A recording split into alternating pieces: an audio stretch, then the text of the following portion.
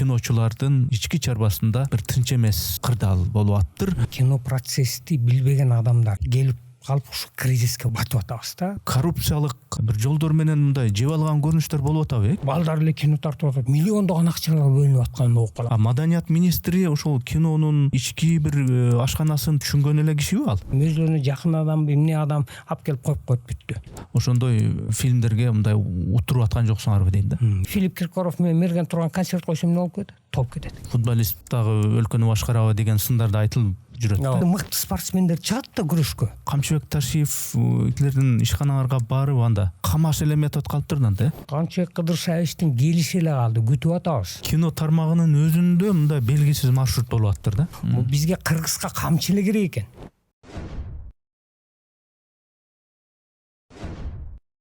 Урматтуу катталуучуларым, биз мамлекеттен же бир коммерциялык уюмдардан каржыланбайбыз. Мээнетибизди каржылай колдонуп калуучулар үчүн эсеп капчыктарды, номерлерди жазып койдук. Экинчиси, биздин ушул подкасттарыбызды 70% ашуун адам катталбастан болгону 30% катталып көрүшөт экен. Урматтуу достор, катталганыңыз, бөлүшкөнүңүз, жакса жакты деп басканыңыз биз үчүн маанилүү.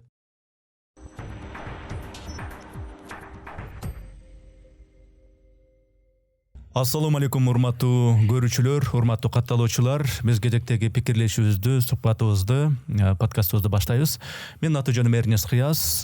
Кезектеги мейманды тааныштырып койсом, көптөгөн кинолорду, кино тасмаларды тарткан, эми башкасын айтпасак дагы белгисиз маршрут тасмасынын эмне деген керемет кино. Мындай бир башкача бир өзүнчө бир уникалдуу кино. Ошол тасманын автору бизге келип отурат. Темир Бирназаров. Кош келипсиз. Ассаламу алейкум. Алейкум ассалам. Рахмат. Жакшы келип алдыңызбы? Мен даректе айттым эле, бирок маршруттан кичине адаштыңыз окшойт, Ушу Бишкекте жашаганыма 78-жылдан бери жашап келдим да, бирок азыркыга чейин адаша берем да. Аны инимдин үйүнөн туңгушта турат да. Барган сайын өтүп кетем же жетпей калып эле уже кыйнала берем да. Ошо адрес Бишкекти мындай эмете албайм да мындай. Сиз эмес, мен деле адашам. Бир айда бир кайсы бир кварталга барбай койсоң, башка эле бир имараттар туруп кеткен болот, анан кийин адашып каласың. Ооба. Бир чети кубанасың, жаңы салынып аткан, жаңыланууну көрүп, акыркы убактарда кубанч болдум, аябай кубанам.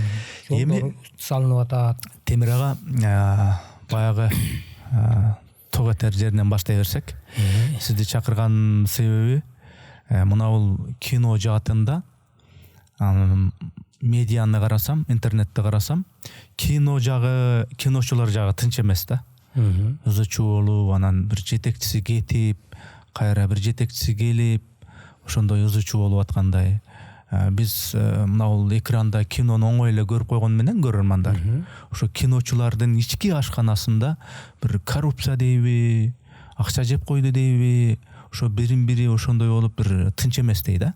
Азыр ошонун негизинде сүйлөшөлү деп, анан деги эле кинонун биздин жашообуздагы орду, кино идеология болуп бере алабы, жашообузга кинонун эмне кереги бар деген темаларга акырындап өтөбүз да.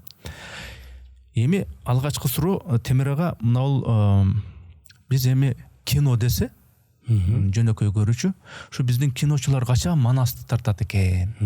Качан ушу бир улуу кыргыз каганатын, Барсбекти тартат экен? Ушундай бир жанагы батыштагы киночулар бир тартып атпайбы? Бир илгерки бир доорлордогу жана баатырларды тартып атат, сону кылып, жана Рим доорундагы баатырлардын эрликтерин даңаза кылып тартып атат. Түрктөр болсо даңазалуу доор деп качанкы бир доорлордогу баатырларды тартып атат. Биздин киночулар качан ошондой тартат деп мындай кыялый түрдө кыргыз ойлонуп жүрөт да. Анан ошондой деп атсак эле, мына бүгүнкү күндө киночулардын ички чарбасында бир тынч эмес кырдаал болуп атыптыр. Ошол жөнүндө өтө узун эмес, бирок мындай ток этер жерлерин айтсаңыз. Эми биринчиден бизде вообще мындай негизи акыркы 2-3 жылдан бери кыргыз киносуна аябагандай чоң көңүл бурулуп атат да. Аябай жакшы көңүл бурулуп, абдан чоң каражат бөлүнүп атат да.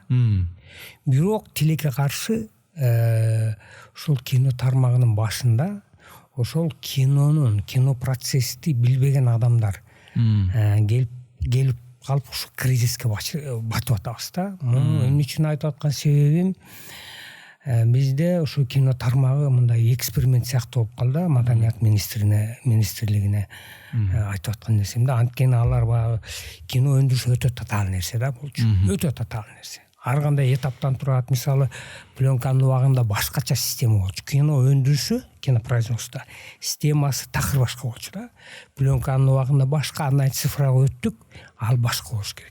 Азыр анын баарын ошол процессти нормативный акт жазып, ошону цифрага ылайыкташтырып, системаны алып кете турган жакшы өндүрүштү, кино тармагын жакшы билген кадрдын жоктугунан, кадрлар бар, бирок ошол кинону башкаруу эмесинде отурбагандыктан бизде ушундай кризиске батып атабыз да. Бизде өзүбүздүн жетекчилерибиз өздөрүнүн функцияларын билбейт да, тилекке каршы. Демек, жөнөкөй сөз менен айтканда, кино деп койгону менен муну чыгармачылык жактан да карабай, ошол кино тартууну уюштуруу, тыйын эсептей турган, тыйымды сарамжалдуу мындай бөлө турган киши дагы болуш керек экен да.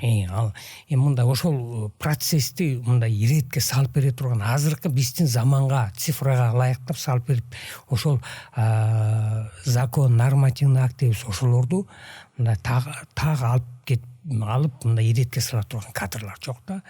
Бизде тилекке каршы баягы ашпозчуну алып келип курулушка коюп коет, реформа жазып. Курулушчуну алып барып повар кылып койгондой болуп атат да. Эми ал системаны билбесе кантип реформа жасайт? Муну биз өткөндө министрге да айттык элек, маданият министринечи, жана Мирбек деген жигитке айтканбыз. Анан ал жигит деле түшүнбөйт окшойт, анткени анын өзүнүн кесиби деле башка экен да. Анан маданиятты мындай жакшы билген, түп тамырынан бери баягы бүт жакшынакай билген адам келип реформа жаза алса, бизде азыр ушул ызы чуу улана бергидей да. Анткени азыр ар бир жетекчи өзүнүн функциясын билиш керек да. Анан булар баягы адаштырып алганда, кино десе эле баягы секретарын ээрчитип алып эле фестивалдарда жүрөт да. Төлөмүш Океев атындагы улуттук эмне деп аталат? Кыргыз фильм киностудиясы. Кыргыз фильм киностудиясы. Баягы биз кинолорду көргөндө Кыргыз фильм киностудиясында кыргызчаланган деген сыяктуу ошол атактуу ошол мекемеде ошол Океевдин атын алып жүрөт. Ошол Океевдин убагында эмне деген шедевр кинолор тартылган, Болот Шамшиевдин убагында эмне деген кинолор тартылган. Ошолордун учурунда коррупция бар беле, жок беле, мен билбейт экенмин, так айта албайт экенмин.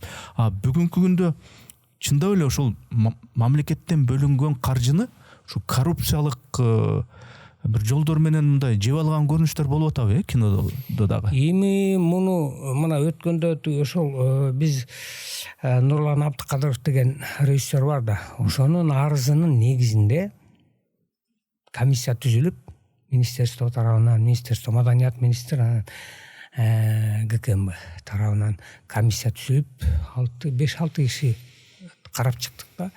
Эми ошондо көрүндү да, бүт ачыкка чыкты да, бүт баягы эми анын баары тиги сотко кеткен. Эми аны кандайдыр жолдор менен жабылып кетти, ишыгылып баягы аракет кылышып, чуркап жүрүп кургак мындай чыкты окшойт деп ойлойм. Эми аны дагы уланып атат азырчы.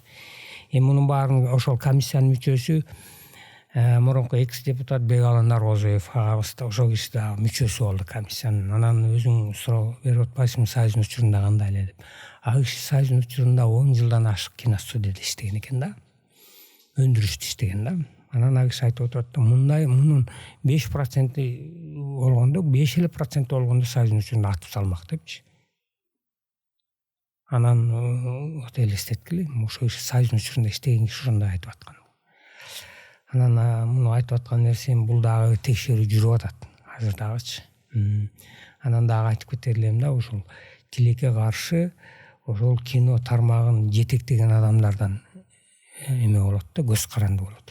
Аны Союздун учурунда, мисалы мен келген учурда, мен 94-жылы келдим да, 94-жылы келдим. Одан келгенде экинчи этажда, экинчи кабатта мында эмеде жазылып турчу да.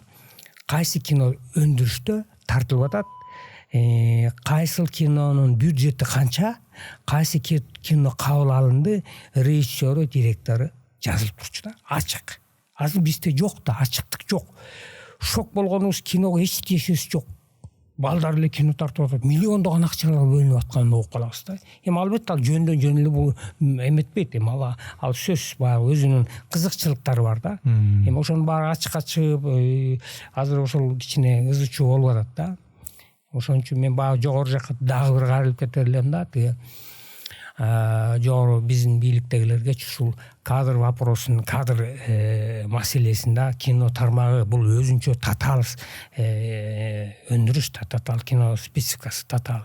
Ошондуктан өзүбүздүн эле баягы мындай ошол өндүрүштү жакшы билген, ошондой кадрлардан эле мындай эме кылып берсе депчи, шайлап берсе деп. Анан бизде ошондон ызы чуу болот, анткени баягы эмени өндүрүштү билбесе, тармакты билбесе кантип реформа жасайт? Келет эмнеден ишти, эмнеден баштаарын билбейт. Мына тилекке каршы мына ушундай нерсе болуп атат биздечи. Анан суроо берсең алар билбейт, эптеп баягы качат, тияка качат, бияка качышат. Жетекчи болгондон кийин келип, эмне кем каршы булар? Жетекчилер негизи эле министр баш болуп, булар чыгармачыл адамдарга, булардын функциясы ошол чыгармачыл адамдарга шарт түзүп берүү. Болду. Болгон функциясы ошол. Эң жакшы шарт түзүп берүү. Ошондо чыгармалар, мыкты чыгармалар жаралат. Эми түз сураганда Темир ага, мисалы силердин маселеңерди түздөн түз чечип берүүчү тарап эң жогору жактан бул маданият министри. Ооба. Маданият министри ошол кинонун өйдө ылдыйын, ички бир ашканасын түшүнгөн эле кишиби ал? Маданият министри. Маданият министри. Силерден маселелерден, өйдө төмөнүңөрдөн, сиз айтып аткан баягындай мандемдерден ал кабардарбы же ал кабар жокпу силердин маселеңерде? Биз өткөндө бир кирип айтканбыз. Ушундай системный реформа керек. Мисалы элементарный эле нерсени түшүндүрүп айтканбыз. Эми департамент жетекчиси эмени билбейт экен. Мен анын адамдык же сапатына же бусуна тийишпейм. Просто туура эмес отуруп калган. Балким башка өзүнүн кесиби менен барса мыкты адис чыгар. Бирок бизге туура эмес отуруп калган деп түшүндүрдүк министргечи. Ушул реформа жасай турган өзүбүздүн кадрдан системаны жакшы билген бирөөнү деп эметкенбиз, бирок болбой эле ал деле. Анан азыр өзүң суроо берип атасың, ал киши түшүнбөйт окшойт деп ойлоп атам да. Анан ал киши өзү деле маданияттан мындай алысыраак киши окшойт да, такыр элечи. Болбосо ошол тиги маданияттын эмесин сурап, ошол департаментти ылайыктуу жетекчи, киностудияга директор ылайыктуу ошол териштирип, системасын ошол өндүрүштү жакшы билген бирөөнү мындай аракет кылып шайлап берет эле да. Өндүрүш үчүн алда кетсин депчи. Жок, булар баягы өзүлөрүнө жага турганбы же билбейм, өзүлөрүнө жакын адамбы, эмне адам алып келип коюп коет бүттү. Тармак өлүп атат, аны менен иши да жок. Мына ушул кризиске батырып атат да. Булар өндүрүштү ушул артка тартып атпайбы? Артка тартып. Сталиндин жакшы сөзү бар, кадр решает всё дегендей да. Бизде кадр мындай эмеси, ушул жетекчиликте кадрларыбыздын мындай аксаткан ушул кадрлар болуп атат да. Эми сиздин сөзүңүздүн төркүнү келип эле чымчыкты сойсо да касапчы сойсун деп атасыз да. Ошол эле. Анан ошол силердин чөйрөңөрдө, маданият чөйрөсүндө деги эле булар мындай оңой калк эмес да, бул чыгармачыл адамдарчы. Анан ошолордун арасында сөз бар, ошол мисалы үчүн ошол чыгармачыл жамаатка, мейли ошо кино жамаатына бизнесменди алып келип коет экен. Тиги маданият министри кылып дагы бир ага тиешеси жок эле бир кишини дайындап коет экен. Тиги сөздүн ачыгы футболист дагы өлкөнү башкарабы деген сындарды айтылып жүрөт да негизичи. Эми ушул өңүттөн карасак, Темир ага тиешеси бар кишилерди алып келбейби, ошо кесипкөй кишилерди алып келбейби деген менен кезинде мал доктурлуктун окуусун бүткөн. Айтматов. Жана зоотехниктен окуусун бүткөн ошол Айтматовдон чоң жазуучу чыкты. Туура. Анан ошол өңүттөн алганда эми бул тиешеси жок эле киши деген менен балким кийин башкача болуп чыгар дейм да. Жакшы суроо. Мындай да. Жазуучу башка эч кимге зыян келтирбейт. Ручкасы, кагазы бар, болду. болду. Башка коллектив менен же болбосо өндүрүш миллиондогон акчалар кетпейт. Болгон бир пачка кагаз алат, же болбосо компьютер менен жазат, бүттү. Ал башкалар менен мындай тиешеси жок да, болду. А бизде миллиондогон мамлекеттин каражаты кетип атпайбы? Миллиондогон акчалар кетип атат. Анан мисалы режиссер бир дегенде 100 киши менен, бир эле эң эле аз дегенде бир 20-30 киши менен иштейт. Анан өзүнүн мыйзамдары болуш керек. Ал акча короп атканда кандай коройт, кандай кетет, кимге кетет. Кээде бир 25-30 миллионго кино тартылат. Ошондон көрөк балким бир бала бакча салып коебуз. Же мектеп куруп коебуз. Ушундай суроо туулат да. Бул да мамлекеттин акчасы болуп атпайбы? Анан ошол тартылган кино көрүүчүлөргө кандай сезим калтырат? Туурабы? Бизде улуттук идеология дейбиз, мамлекеттик идеология дейбиз, нарк насил дейбиз. Бул болбой эле кино аябаганда чоң идеология. Көрүүчүлөргө аябаганда чоң таасирин тийгизет. Коомго чоң таасирин тийгизет. Коомду тарбиялоодо, коомдун аң сезим тарбиялоодо чоң аябаганда чоң таасир тийгизет. Анан да бул кино мисалы бизде мамлекет өзүнүн мамлекет каражат бөлүп берип атканы сөзсүз контролдоп туруш керек да. Каяка кетип атат? Кимдер тартып атат? Ушул бизге керектүүбү деген сыяктуу. Туурабы? Ошол каражат элдин акчасы болчу. Мамлекет деп айтпайлык, элдин акчасы да. Ошо эл контролдоп туруш керек да. Эмне кино тартылып атат? Мисалы сценарий жазылганда да мен көп какшап келем. Чыгаргыла. Тиги эмеге сайтка чыгарып койгула, талкууласын эл. Ошол керекпи, кереги жокпу ушул кино? Мисалы туурабы? Эгер коммерческий өзүңдүн жеке акчаң болсо, анда бул кеп башка. Ал сен картошка айдайсыңбы, же машина сатып аласың, же кино тартып, бул жеке, бул өзүңдүн жеке эмең. А мамлекеттики болгондо сен сөзсүз түрдө эсептешиң керек, туурабы? Анан бул болбой эле, бул аябагында чоң таасирин берет. Айтып кеттим го жанагы. Анан бизде кээде министрлерибиз кээде айтып атат да, бул кино каражат алып келиш керек дейт да. Туура, кино товар да болот. Бирок көбүнчө чыгарма болот. Анда эгер мисалы ар бир нерсенин баары эле бул рухий байлык деп айтсак болот. Рухий байлык, материалдык байлык эмес, рухий. Биринчи очередь. Экинчисинде аны материалдык. Анан болбосо жана эстеликтердин баарын, музейлердин баарын жаап салалы, алар деле акча келбейт. Жана сиз айтып аткан коррупциялык элементтер бүгүн эле пайда боло калдыбы? Айтайын дегеним, мына советтик кезде Төлөмүш Акеев, ошол Болот Шамшиев сыяктуу режиссерлор тарткан фильмдердин эми жөнү башка да. Балким бизге билинчү эмес беле, кино тартылчу эле, эл көрчү эле, деп таң калчу эле, тамшанчу эле. Эгемендик жылдарында да өзүнчө бир кино режиссерлордун мындай бир көрүнүктүү мууну пайда болду. Мына өзүңүз белгисиз маршрут деген тарттыңыз, Беш кемпирде тартышты, Курманжанды аткан тартышты, Айыл өкмөтү деген тартышты, ушундай бир топ фильмдер. Анан кийин ошол режиссерлордо деле ушундай бюрократия, коррупция, ошону кинону тартыш үчүн, бир акча алыш үчүн ошондой нерселер болгонбу, же бул бүгүн эле чыгып атабы? Мындай да, Союздун учурунда эми баягы мындай да, азыр мынтет да. Эмне үчүн тиги приз алып ар кайсы жактан приз алган эле режиссерлор кино тартып бериш керек дейт да. Алар тартпаганда ким тартат? Миллиондогон акчаларды рисковать этпеш керек да мамлекет. Ой, спортсмендер деле, мыкты спортсмендер чыгат да күрөшкө, чуркаганга, тиги эмеге. Ошол сыяктуу кино делечи, мыктысына бериш керек да. Анан ар кимде рисковать этип эле миллиондор чача бермек беле. Туурабы? Анан өзүң айтып кеттиң, азыр жакшы нерсе. Мен кыргыз фильмиге келип иштеп баштаганда 4-нчы этажда бир зал бар эле да, азыр деле турат, эми аны талкалап жок кылышты окшойт. Кычырап, мындай килем салынып, сонун креслолор, анан таң калдым, бир күнү ачыгынан кирип эметип калышканда ашчу эмес. Анан айры укмуш жазылган, анан экран, анан сурадым. Биягында диван кычыраган, укмуштуудай эме. Таң калам, бул эмне кино десем, жок дейт, бул жерге суу алып келип отурчу дейт. Анан ар бир кинону премьерасына вот чыгарды алдын ала. Ошол тиги Усубалиев келип, анан ошол жерден отуруп кинону көрүп, анан же жарайт, же жарабайт деп кетишкен да.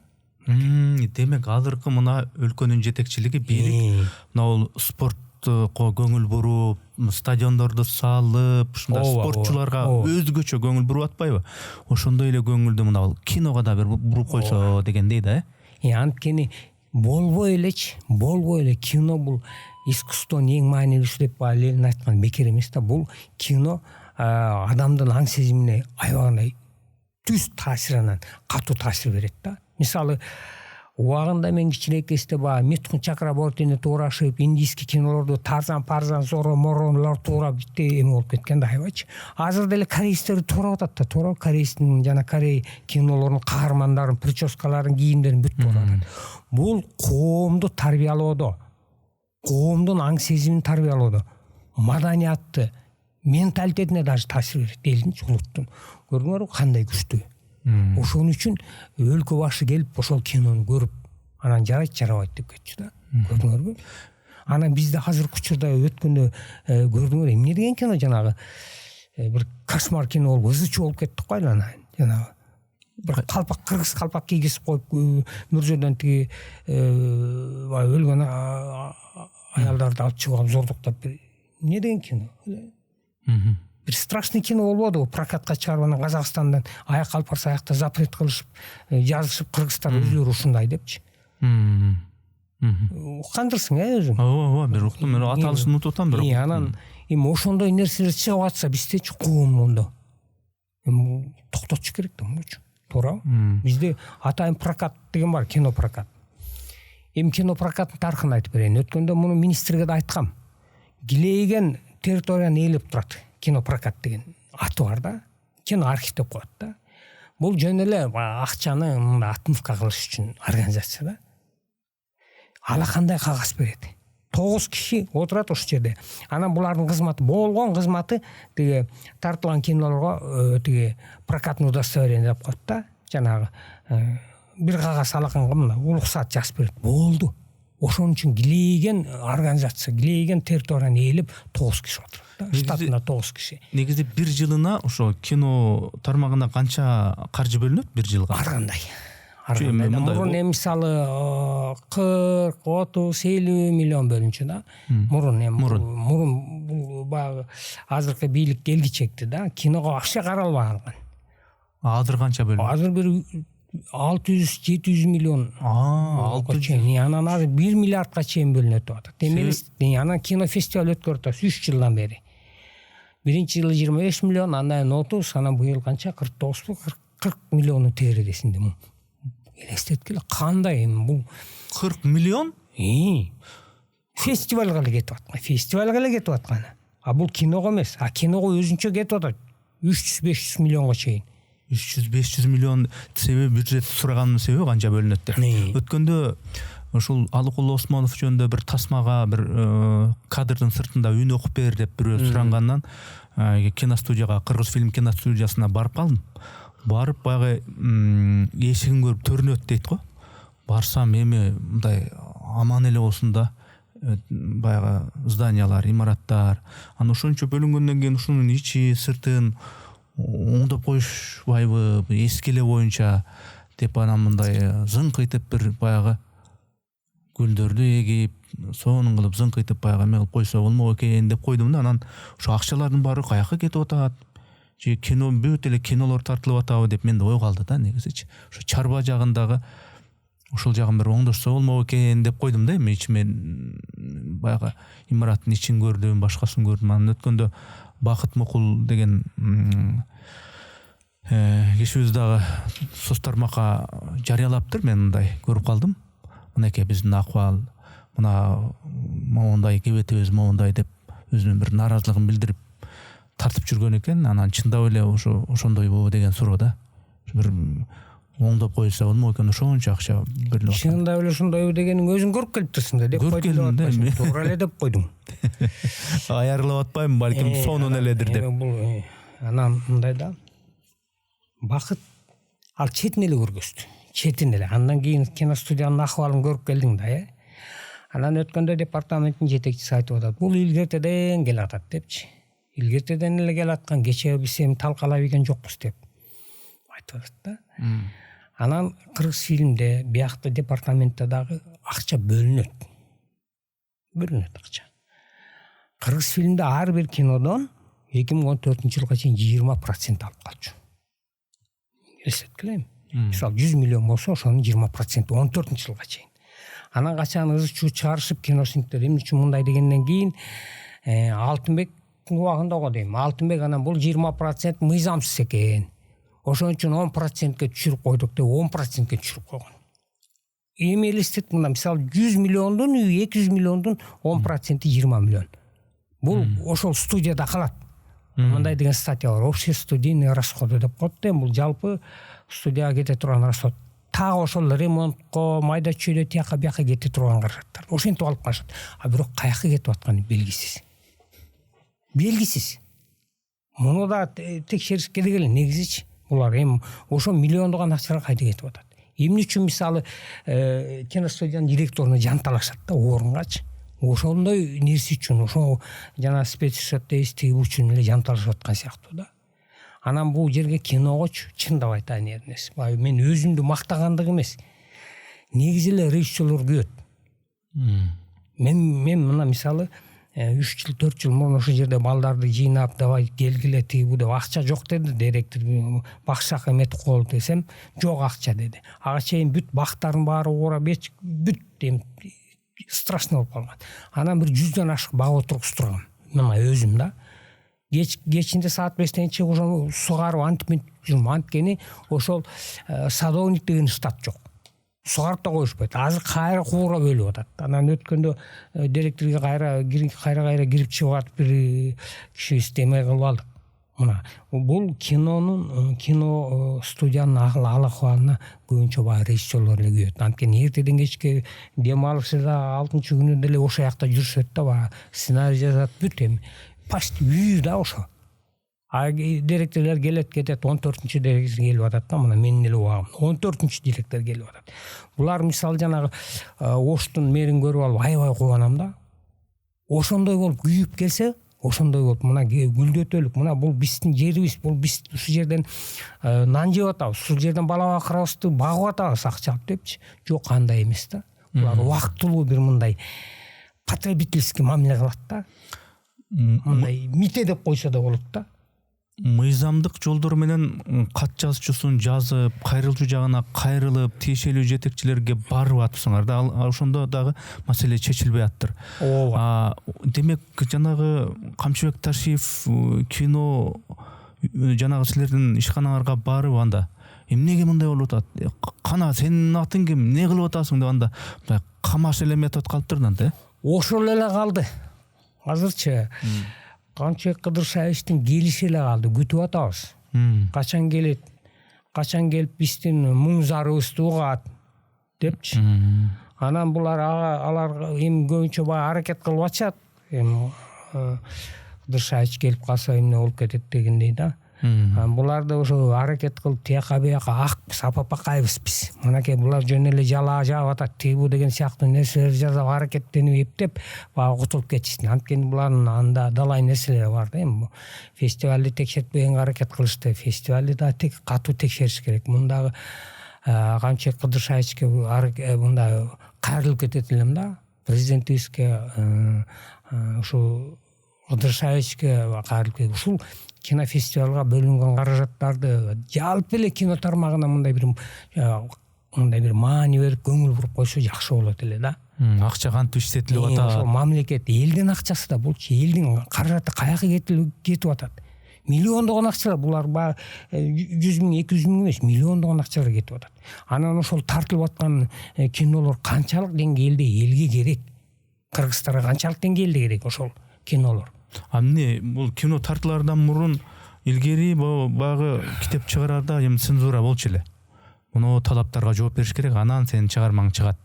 Ленинди даңкташ керек, моундай болуш керек, коммунизмге моундай параметрлерди чак келиш керек, анан кийин китебиң чыгат деген сыяктуу дагы башка чыгармачыл нюанстар.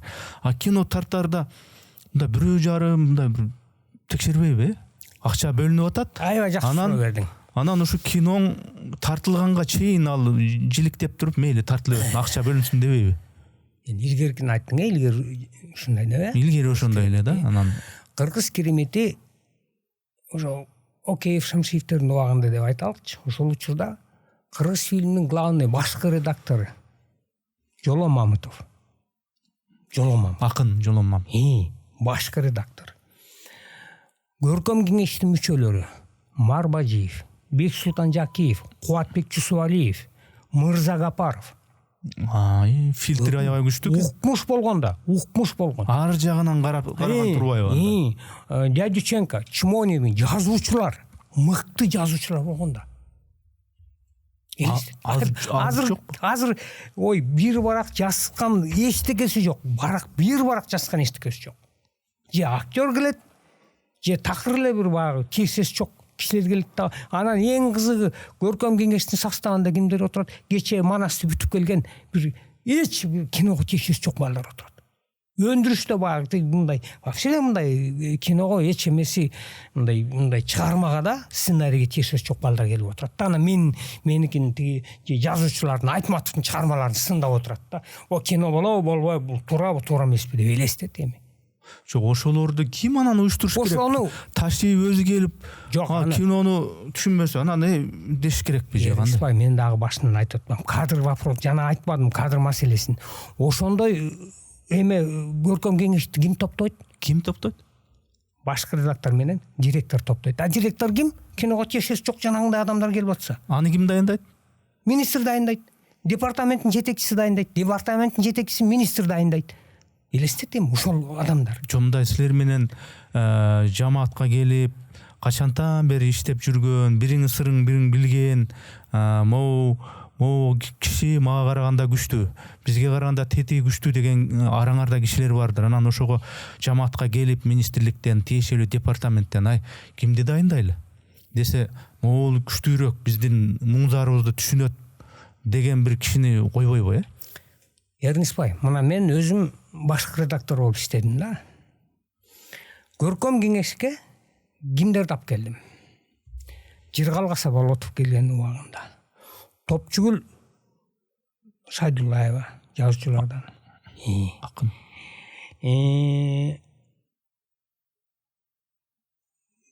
Дагы кимдерди алып келдим? Жеңишгүл Эжени алып келдим. Чолпонбек Абукеевди чакырдым. Жана философ ким эле? Саралаев. Жок, Сариев деген ага сор узун бойлуу, тиги чачы узун философ. Ошо кишини алып келдим. Жалаң жазуучулардан алып келдим. Токтомамбет беле? Мен ошо сыяктуу унутуп атам да. Жалаң жазуучулардан алып келгенге аракет кылдым да. Жалаң жазуучулардан. Демек кино ар кайсы жагынан көрүп турган, сындай алган, жаза билген, улуттук каада салт, нарк насилди жакшы билген ушундай адамдар керек да. Анан каада салтты билбесе, нарк насилди билбесе, өзү бир барак жазбаса, көркөм эмне, көркөмдүк чыгарма деген эмне, стилистика деген эмне билбесе, каяктан кантип анан эмелестет эртең Жакиевдин же болбосо Марбажиев же болбосо Айтматовдун чыгармаларын киного тартат. Бирөөчү эми ошол балдар отуруп алып туруп эме кылат да, ошону талдайт да. Туура эмес жазып турган, туура жазып тур депчи. Демек кино тармагынын өзүндө мындай белгисиз маршрут болуп аттыр да. Ошондо өлкөнүн маршруту кандай болуп калат? Эми азыр эми кинонун ички чарбасынан мына көрүүчүлөр эми көрүп турат. Көрүүчүлөргө ички чарбасы эмес, эми кинонун функциясы, вазыйпасы, миссиясы кызык да. Өлкөнүн маршруту кандай болот эми ошондо? Өлкөнүн маршруту Эрнисбай мындай да, бул биздин эле тармак болуп атат да. Бардык тармакты көрүп атабыз да. Бардык тармакта өнүгүү жүрүп атат, областтар бүт баары баягы тытынып иштеп, баягы бизге Кыргызга камчы эле керек экен. Туура, камчы эле керек да. Тартип болбосо биз мындай көрдүң го, мамлекетти талап тоноп уже аз калган, азыр талап тоноп түбүнө жетип ит кылмакпыз. Эгер мен баягы бул тиги кээ бирөө айтып жүрбөсүн, пакта төшө үйдөн кошоматтык кылбайт деп. Мына экөө жазап атат. Эки дос дейт, эки дос жазап атат. Анан жанада айтып кетпедимби, тиги футболист президент болуп келди деп. Күйгөн киши керек экен да мамлекеткечи. Жан дили менен күйсө үйрөнөт экен да. Академик Илимпоз башка болуп туруп деле урдай бериши. Мына келди, академик укмуш профессор келди, эмне кылды? Мамлекетти жөн талап тоноп бүт акманы чыгарып жиберди, туурабы?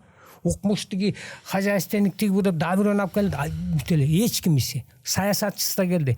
Мынакей азыр кандай өнүгүп атат? Көрсө мамлекетке күйүш керек экен. бул менин мамлекетим, бул менин элим деп күйүш керек экен да. Туурабы?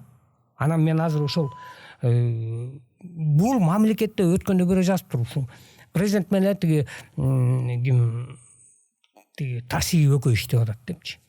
Үчүнчүсүн да кошуп коет элем да, тиги жана Жеңиш ким тиги Жеңиш деген жигит иштеп атпайбы азыр Оштун мэри. Оштун мэри. Мына ушул үчөө эле иштеп атат.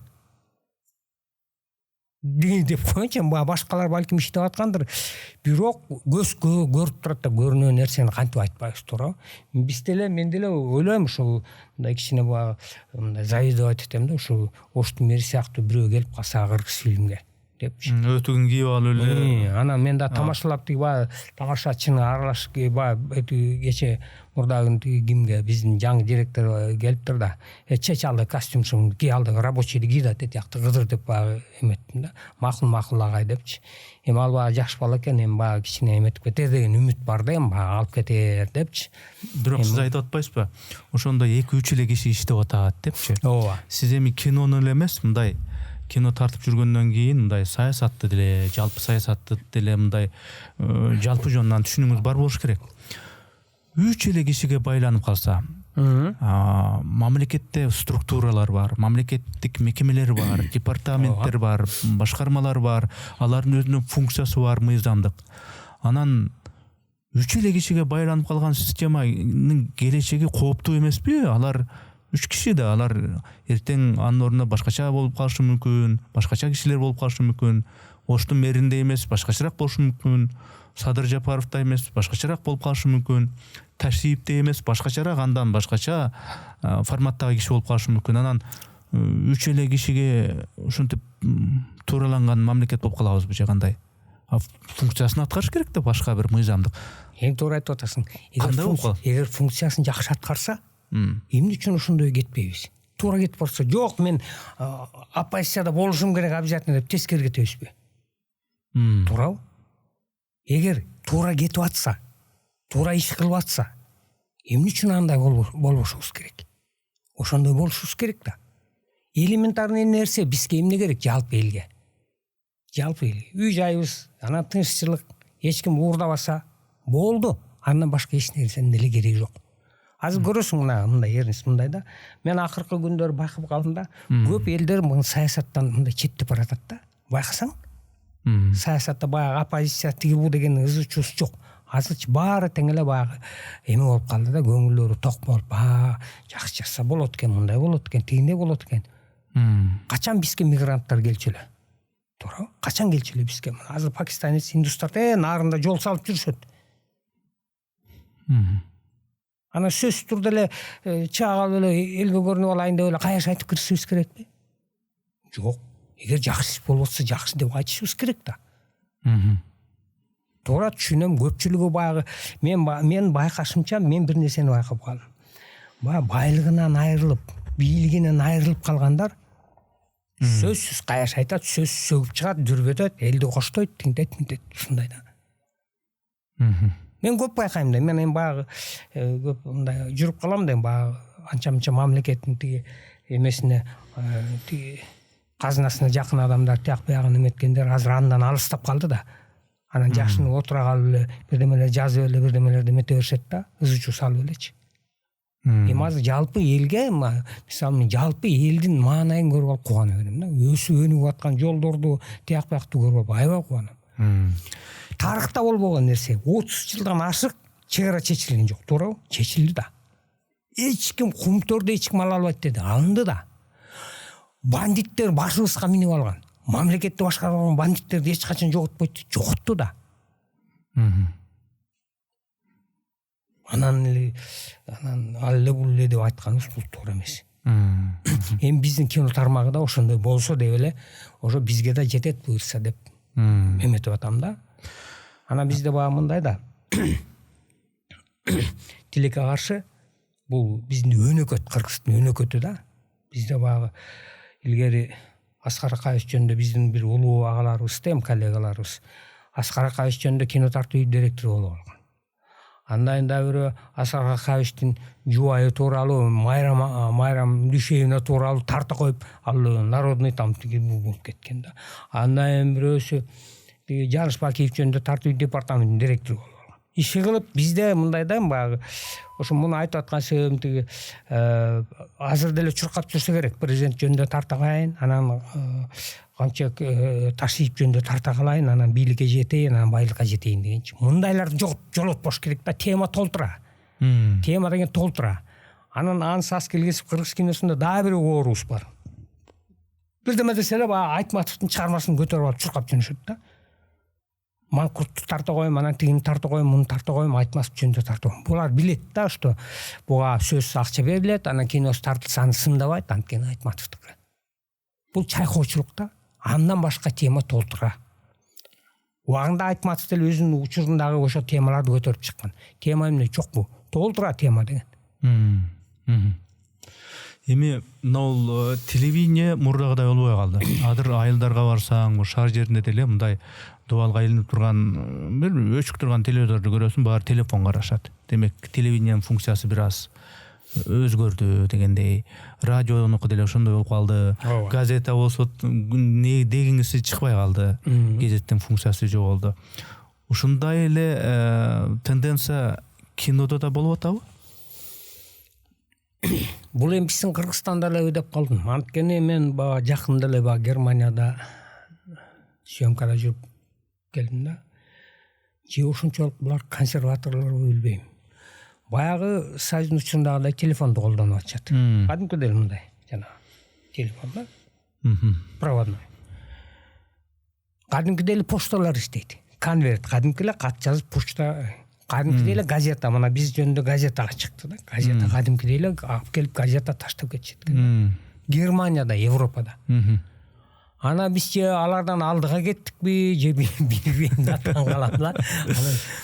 Бирок кино бул визуалдык искусство болгондуктан, визуалдык нерсе болгондуктан бул тез. Анткени жана TikTok, тиги балдардын баары мультфильм, тиги бул китеп окубай калды да.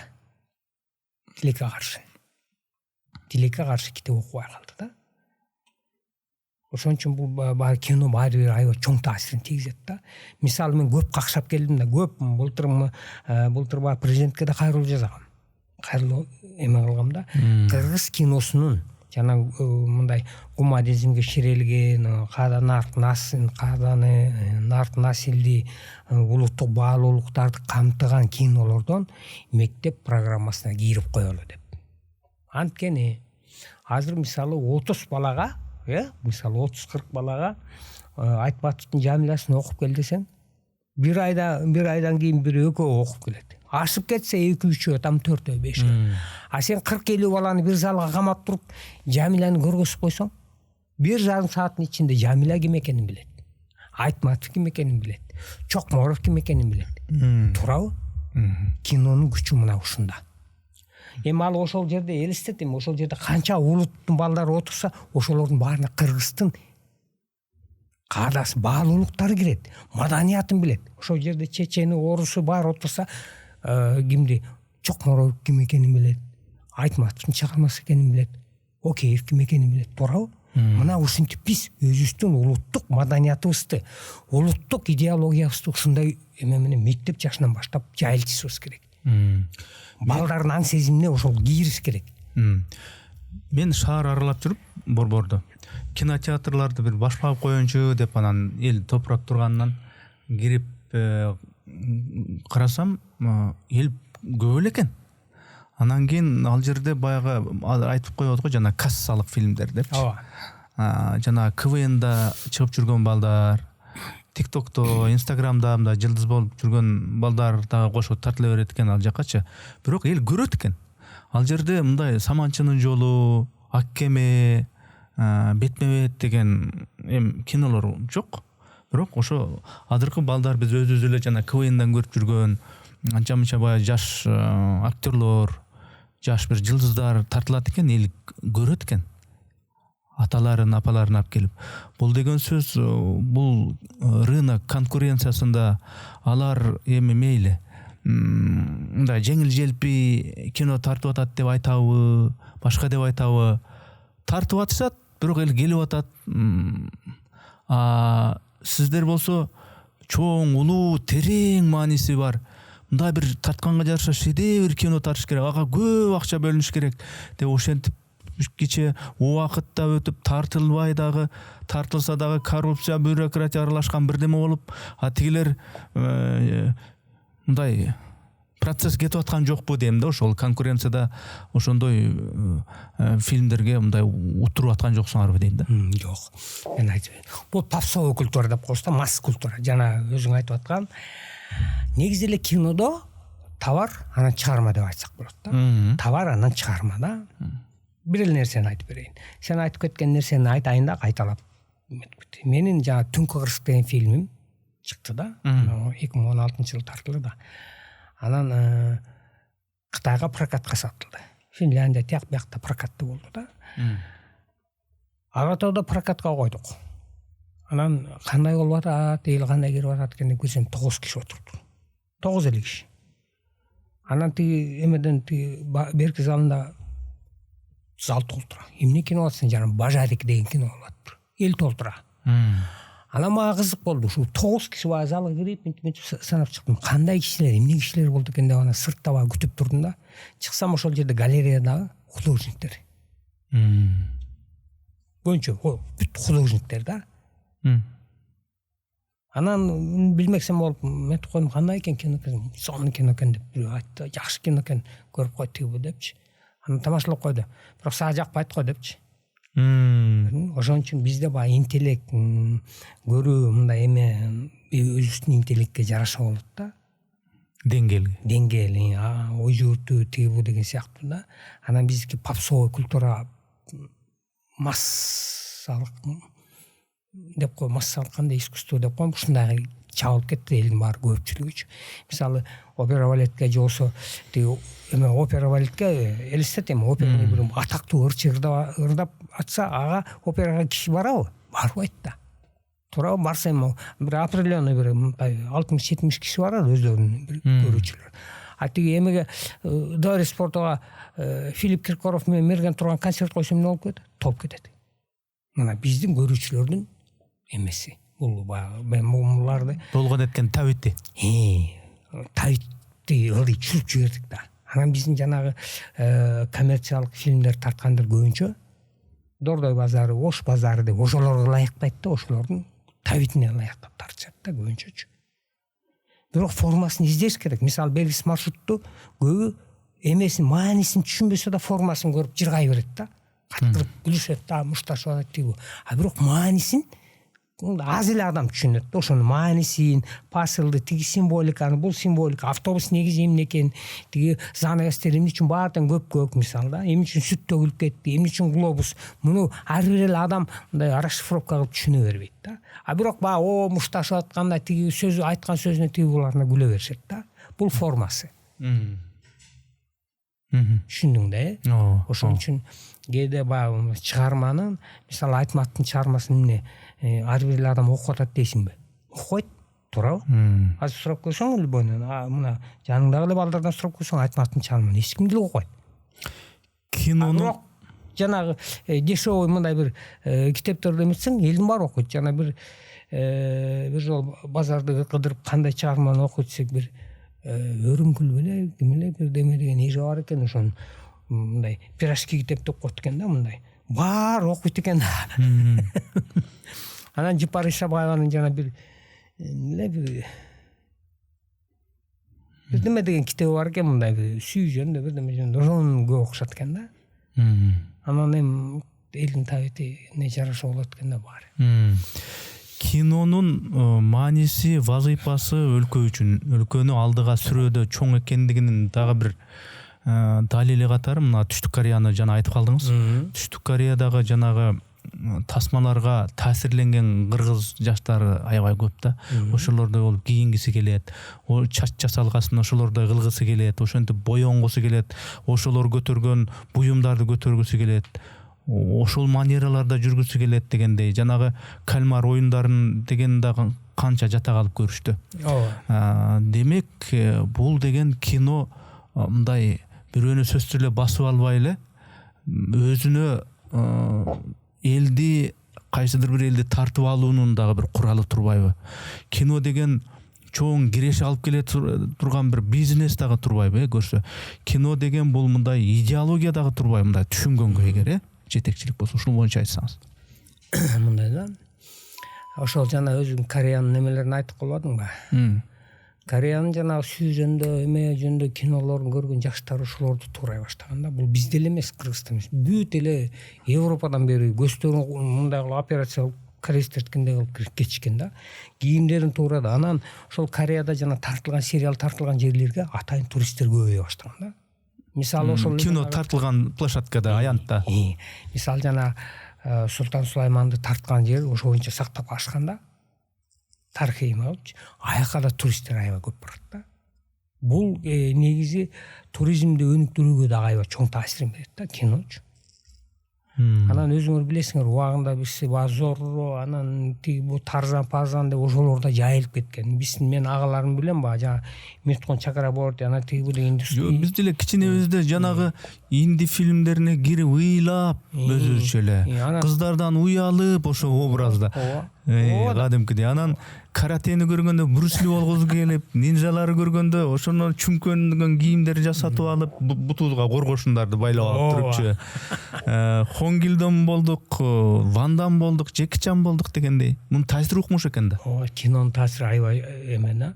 Анан мындай да. Мисалы кино рынокты дагы эме кылыш керек да, коргош керек негизи. Мисалы Кытайдын кино рыногуна кириш өтө кыйын. Буларда цензура деген укмуш күчтүү болот экен. Кыргыз киносунун тарыхында мына меники эле болду да, Кытайга прокат болгончу, Түнкү кырсык дегенчи. Ошол жерде кыргыздын баягы сууга түшүп аткан жери бар да, ошону мындай эме кылып коюшуптур. Блюр кылыпчы. Көрбөсүн деппи? Көрдүңбү, ушунчалык эме экен да. Анан буларда Чжан Имоонун кинолорун көрсөңөр, бүт гуманизмге ширелген кинолор да. Жалаң гуманизм, жалаң жакшылыкка тарбиялык мааниси бар. Аябай эме да. Анан бул Ирандын кинолору да ошондой. Ирандыкы дагы бүт ушунчалык гуманизмге ширелген фильмдер да. Көбүнчө бул коомго арналып, коомун тарбиялаганга аракет кылышат да. Коомун аң сезимин таза кармаганга аракет кылышат. Мамлекетчи. Бизде акыр чикирдин баары кирип кетип атпайбы? Акыр чикирди да тартып киребиз, ужас кылабыз, тигини кылабыз, муна кылабыз. Ал өсүп келаткан балдарга кандай таасир тийгизет, анысы менен ишибиз да жок болуп кетет да кээдечи. Тилекке каршы. Мына ушуну да иретке келтириш керек да. Бул критерий болуш керек да. Бизде ушунун баарын мунун баарын ким иштеп чыгыш керек? Муну ошол жана мен айтып аткан кадрлар, кинодо кадрлар иштеп чыгыш керек. Анан каяктагы баягы агроном же зоотехник кантип келип муну иштеп берет, туурабы? Муну атайын ошол академия науктан философтор келиш керек, жазуучулар келип отуруп ушуну иштеп чыгыш керек да. Кинонун тарбиясы, кинонун таасири абдан күчтүү. Ошон үчүн мына мисалы азыр тарбияга өзүбүздүн Кыргызстан улуттук баалуулуктарыбыз ушуларды мындай бекем улут катары кармалып калышыбыз керек, тилди жайылтыш керек, тилди бекем кармашыбыз керек депчи. Мен мисалы аябай ыраазы болдум жанагы Арслан Кочиевдин кечээ кичинекей кызы бар экен да, Англияда төрөлүп, Англияда чоң эле кыргызча таптаза сүйлөйт. Өзүбүздүн Кыргызстанда туулуп өскөн балдар орусча сүйлөп калаган. Көрдүңөр? Ошон үчүн кээде баягы адамдын өзүнөн да көп зависит этет да, баягы үй бүлөдөн, тарбия тигүүдан да зависит этет. Ошон үчүн кино, негизи кино мектеп жашына, мектеп программасына сөзсүз киришибиз керек. Мен муну айткандан кийин ушул эмени менте эменин баягы госсекретарь ким эле ошо баягы Досбол Нурулу билесиңер, ошол кишиге айткан убагында чак үйдө отуруп, ушул бир 20 жылдай өтүп кетти го дейм. Ушул программа кирелик, ушул улуттук кинолорду бир 30-40 кинону кирип койбойлук, бул жакшы идея экен деген киши. Жакшы идея экен деп ошо менен калды. Мен айткандан кийин бир 10 жылдан кийин Медведев келипчи президент болуп, мыкты эмелерин, орустардын мыкты 100 киносун мектеп программасына кирип койду. Көрдүңөрбү? азыр да кеч эмес. Азыр бул дагы идеологиянын эң эмеси да, күчтүү нерсеси. Ошол жана азыр өсүп келаткан балдарга 1-класс сыныптан эми аң сезимине жараша эмелерди кое берсек болот да. Мисалы, сонун Алыкул жөнүндө сонун мультфильм бар да. Алыкул сонун аябай акын деген, Толбай сынчы деген мультфильм бар.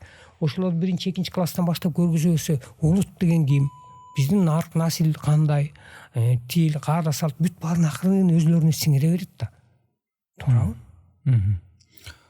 Бул интернет өнүгүп атат, интернет технологиялар өнүгүп атат, жасалма интеллект, жасалма акыл эс деген чыкты. Баары сүйлөм жазса дагы, бирдемени билгиси келсе дагы ошо менен кадимкидей акылмандан кеңештирип аткансып кеңешип иш кылып, түрдөп жазып, эмне үчүн мындай десе тажабай алда жооп бере берет экен. Ар кандай формасын, логика, философия, психология өңүтүндө жооп бере берет экен кадимкидей. Анча-мынча кээ бир адамдан сурасаң барча кечке сурай берет экен. Ал болгондо да мындай туура жооп берет экен. Акылыңа жем таштайт экен да. Анан кийин анан баягынтип узун романдарды, повесттерди окуп кереги жок экен. Узун кинолорду көрүп да кереги жок экен. Эмнени калайсың? Орточосунбу, чоңураагынбы же кичинесин калайсың, баарын ошол жасалма интеллект айтып берет экен да. Ошондо бир кино көрүп деле, китеп окуп деле, башка ушундай бир руханий бийик дөөлөттөргө деле жетип кереги жок. Мага нан керекпи? Жакшы тың жашашым керекпи? Жакшы бирөөгө көз каранды болбой, өз оокатымды өзүм кылып жашашым керекпи? Болду. Башка мага бийик деген руханиятың, идеологияң менен чатагым жок деген ушундай бир доор, муун ошондой келаткан жокпу? Роботтошкон. Келатат. Малга айланабыз жакында. Баары элестет эми. Сенин ордуңа бирөө ойлонуп берип атса, сенин ордуңа бирөө тамак тигүү, бүт баарын эметип атсын. Биз эмнеге айланабыз? Анда жашап деле кереги жок болуп калат. Жашоо эмне үчүн кызык? Ойлоносуң, тиге эме болосуң, буга переживать этесиң, өйдө болосуң, ылдый болосуң, бирде байысың, бирде кедей болосуң, бирде кайгырасың, бирде күлөсүң. Мунун баары ошо жашоонун кызыгы ушул да. Жашоонун мааниси да ушул да. Анан анысы жок, жана өзүң айткандай да, аны менен да сүйлөшүп көрдүм. Аскарбит этпе деп сөгүшөт экен, урушат. Кадимкидей. Тийишип көрсөң тийишет экен алдагы. Анан эми бизге Алла Таала берген аң сезим, мээни берди, акыл эс берди, ойлон, тиги жаман эмне, жакшы эмне, мунун баарын өмүрдү да берди, ушул өзүң жашап өт депчи. Мунун баары эми бизге эми билбейм, эми баарын даярдап алсак, эми анда эмне кереги бар жашап? Туурабы? Сенин ордуңа башка бирөө ойлонуп берип атса, сенин ордуңа бирөө нам бышырып берип атса, анда сен эмнеге айланып каласың? Бизче айткан маңкурт болуп. Мааниси деле жок болуп калат. Жашооңдун мааниси да жок болуп калат. Ошого баратабыз. Адам баласы өзүн мындай адам баласычы, мен кээде мындай ойлоном да, ошо адам баласы өнүгүүнүн эмес, өзүн өлтүрүүнүн, өзүн жок кылуунун жолуна түшүп алды депчи. Өзүн өзү жок кылуунун эмесине түшүп алган сыяктуу да. Ана азыр аябай мактанып атат да, тиги ушундай курал жарак чыгардык. Там 6 километр жер шарын айланып келип анан жарып ийет, анан жер жүзүн жок кылып, мына ушу менен мактанып калат да. Негизи эле адам баласычы. Негизи эле адам баласы баатыр деп кимди айтабыз? Ой, бир чапканда 5-6 кишинин башын ыргыта чаптыр дейт. Бир өзү жалгыз бир 100 кишини жайлап салыптыр дейт. 100 кишинин тагдыры да эмне? Бизде ушундай бир кызыктуу түшүнүктөр бар да.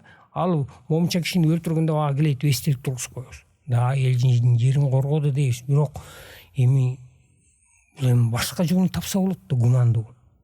Туурабы? Анан бизде мындай да, адамдын мындай бир акылмандар азыркы учурда кимдерди мактап, кимдерге жүгүнүп калганбыз? Акчаны көп табат, анан адамдык эмесине деле маани бербейт.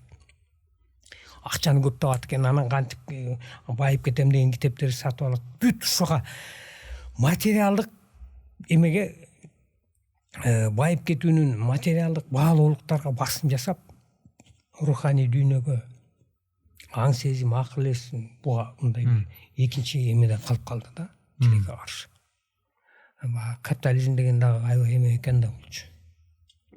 Анан Куранда да эң жакшы нерсе сөз бар да, нафсиңди тый дейт. Адамга көйгөй алып келген эле нерсе бул эмне? Нафси. Эң баарын шүгүр дебей эле баарын жутуна беребиз да, тиги жетели, буга жетели, тигинден ашып кетели, мындан ашып кетели депчи. Шүгүрчүлүк кылбай калдык. Мына ушул болгон адамдын көйгөйү бүт проблемасы ушул. Ошол проблеманын көйгөйдүн эмнеде экендигин билген киши көп да. Эмне десең, мол деп санап берет да, анан кайгырабыз. Кайгыргандан башка ушинтип кетти, ушундай болуп атат, ушундай болбош керек эле, ушу кантип болсун дегенчи. Ошонун чечүүнүн жолу, эң негизги жолу эмне деп ойлойсуз? Чечүү жолу адам мындай, кандай десем, адамдын акыл эси, өзүнүн акыл эсине жараша иш жасоо бүттү. Анан жана эми мындай да, өзүң билбеген нерселерге кирип алып эле адамдарга көйгөй жарата берүү. Туурабы? Өзүң билбеген нерсеге кирип алып эле адамдарга көйгөй жарата бересиң да. Жакшы нерсе бар, жаша, бул жашоодо, бирок башка бирөөгө зыян келтирбе. Аракет кыл да, бүттү.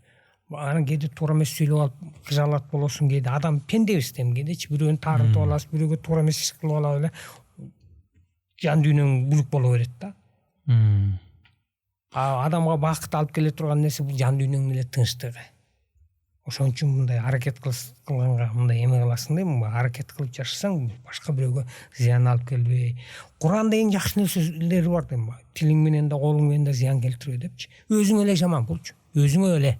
Башка бирөөгө алда эме болду, бирок өзүңө да аябай чоң эме алып келет да. Эгер ошого переживать этип жүрөгүң болсо, кээ бирөө тоңмойн, бирөөнү сөгөт, бирөөнү урат, кете берет алчы.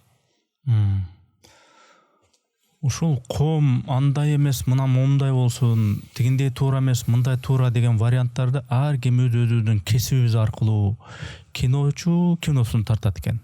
Журналист өзүнүн журналисттигин кылат экен, да башка кылат экен, куруучу курат экен дегендей.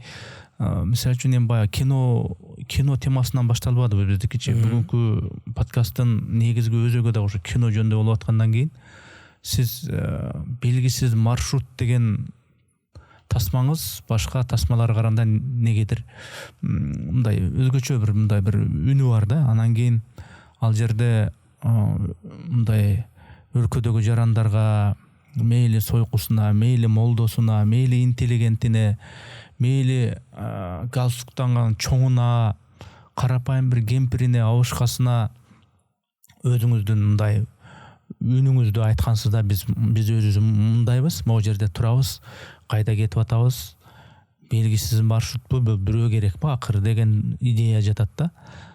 Негедир ошол идея мындай, орусча айткат го, яркий тасма да, ошо мындай эсте каларлык тасма да. Кайра көргөн сайын кайра көрө бересиң да.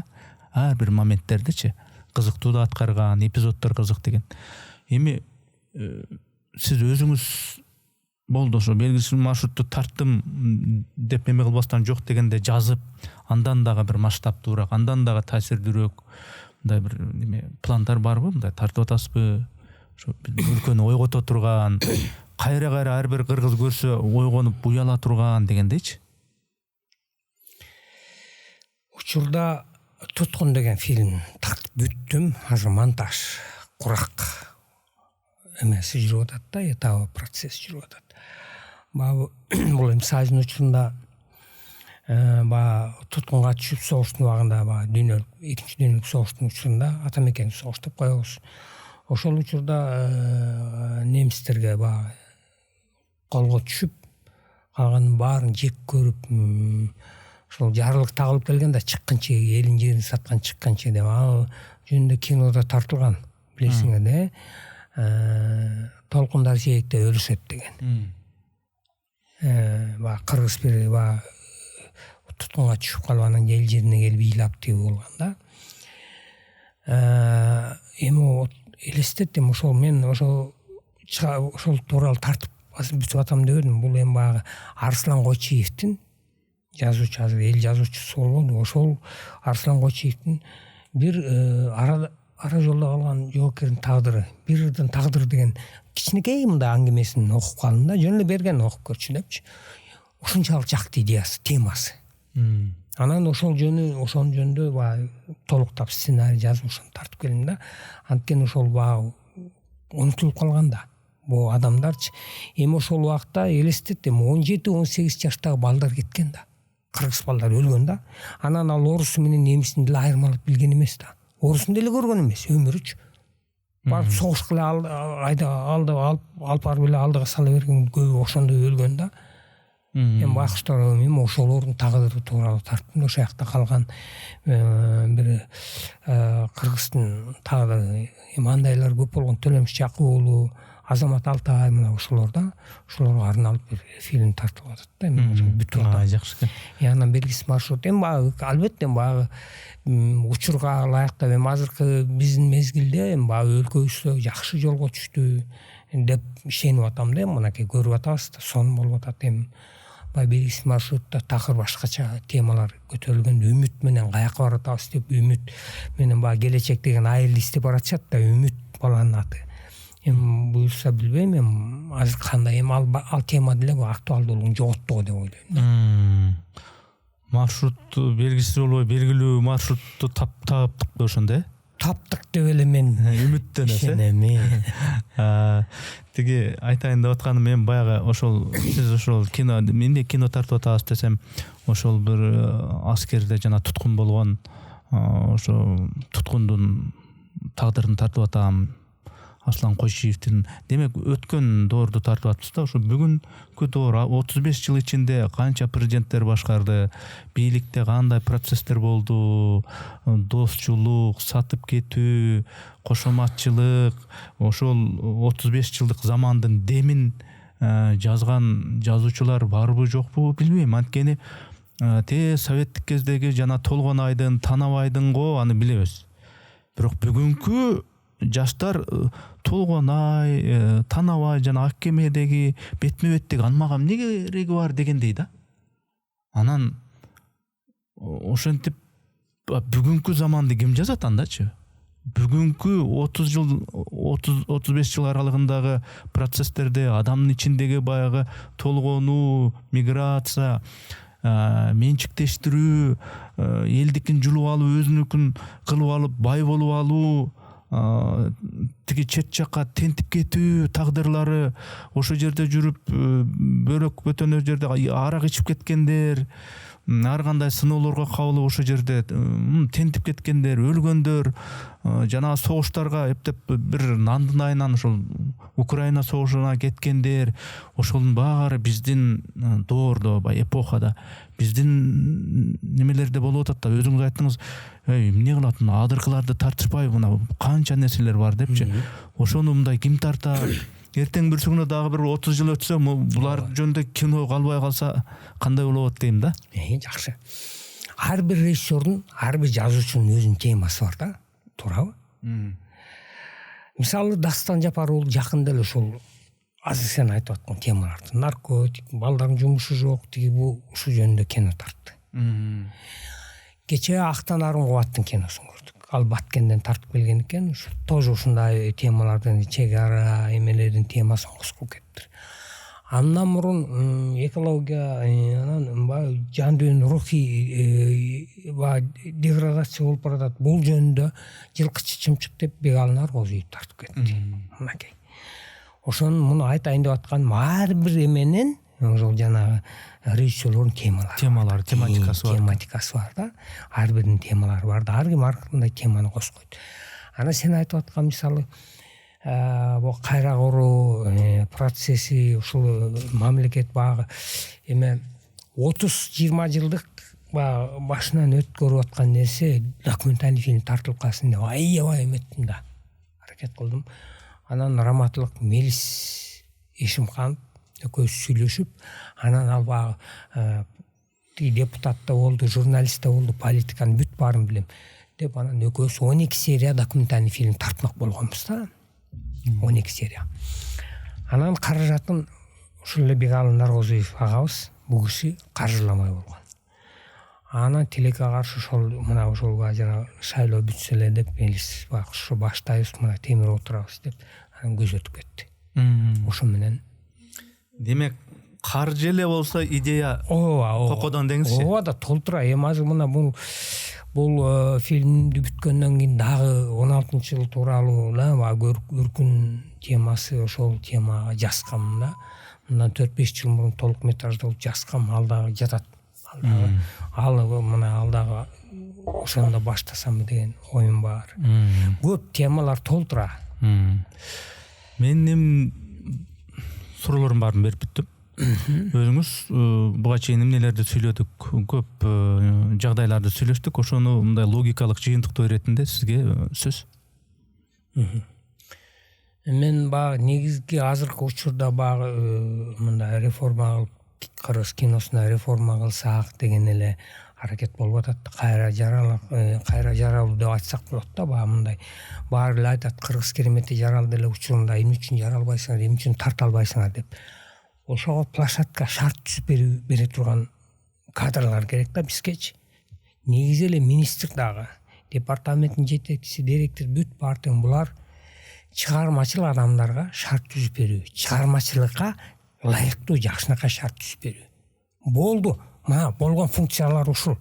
Анан булар аны унутуп коюп эле секретарларын ээрчитип алып ар кайсы фестиваль тияк биякта жүрүп атышпайбы? Тилекке каршы. Булар өзүнүн функциясын унутуп койгондо билбейт тилекке каршы. Ошол функциясын билген жакшы кадрлар келсе деген эле менин баягы эмем да, тилегим. Анан муну эми баягы жогору жактагыларга да жана кайрылып айтып кеттим, муну кайталабай эле коеюн. Ушул киного бир мындай көңүл буруп коюшса. Жок, туура эле түшүндүм. Анткени мен түшүнгөнүм боюнча Темир ага, жана кино мынтип тартылыш керек, аны тартыш керек, моундай идеяны тартыш керек, моундай кинолор болсо болбойбу, моундай шедеврлер жаралса болбойбу деген менен ошонун башатында кинонун ичиндеги ички маселелерди уюштуруу, ички чарба, ошол актерлорго, ошол жер чыгармачыл потенциалдарга менеджерлик кылуу жагы аксап аткан турбайбы? Ооба. Ошого болгон кадрлар, иштин көзүн билген кадрлар, мамлекеттен бөлүнгөн акчаны кимиси таланттуу, кимиси жөндөмдүү ошого иреттүү бөлүштүргөн жагы ошо аксап аткан турбайбы? Ошону чечиш керек. Ошол чечилсе, анан чыгармачыл адамдар ал жак калган жагын өзүбүз катырабыз деген маселе турбайбы? Эми үмүт кылабыз. Буга чейин өтө тамаша иретинде дагы, сарказм иретинде дагы, күйүп жанып эмоционалдуу дагы сөздөрдү айттыңыз тиешелүү тараптарга. Ошо чечүүчү тараптар муну эске алат деген ойдомун. Эми эске албаса, эми буюрса, бул азыр подкаст деген чыгыптыр, пикирлешүү деген. Балким кийинки дагы бир жолу ушундай маек кылаттырбыз. Ооба, айта беребиз дейм. Баягы күйгөн аял кошокчу деген. Ооба. Баары жакшы болсун. Анда атайын убактыңызды бөлүп келип, өзүңүздүн ушул пикирлериңизди билдиргениңиз үчүн мен ыраазычылык берем. Чыгармачыл ийгилик, үй бүлөгө тынччылык, сизге жашооңузга береке болсун. Рахмат, силерге да чоң рахмат. Ушул үнүбүздү тияка бияка жеткирип, коомчулукка жеткирип турганыңарга, силердин ишиңерге да ийгилик, жалпы элибизге тынчтык болсун. Айтканыңыз келсин.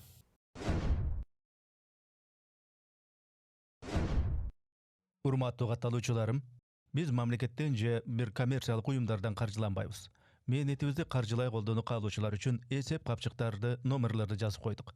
Экинчиси, биздин ушул подкасттарыбызды 70%дан ашуун адам катталбастан болгону 30% катталып көрүшөт экен. Урматтуу достор, катталганыңыз, бөлүшкөнүңүз, жакса жакты деп басканыңыз биз үчүн маанилүү.